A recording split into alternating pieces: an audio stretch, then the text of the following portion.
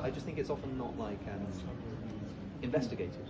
What do you think about virtue ethics, Aristotle's version of that? I like it a lot in that I think it probably accurately describes a lot of our intuitions about morality, right? Because we like to do like utilitarianism, and we like to do this and that, but like, Lossie, you off?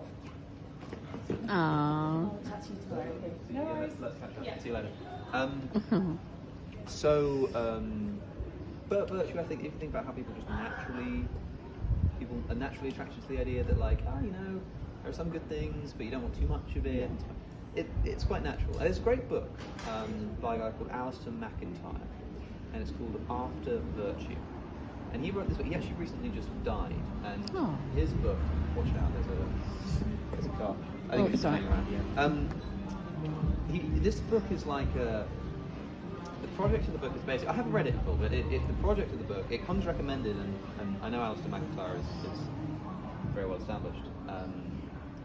It's this idea that when the ancients talk about morality and good and bad, they're actually like our conceptions of what those things are have so radically changed since then that they're literally talking about a different kind of thing. Yeah.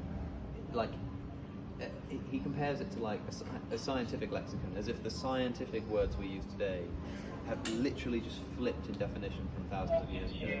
And then what the ancients are talking about is worth having and it's meaningful, but it does not map onto the good and bad as we use them today. Yeah. And that the reason virtue ethics is so attractive is because it gives us an intuitive understanding of like, virtue, rightness, wrongness, but that our modern language of good and bad, which tends to be wrapped up in pleasure and pain, so just sort of doesn't quite map onto that. And so, if you're interested in virtue ethics, I'd recommend that book. I would say I think that's a good place to. Aww. Can I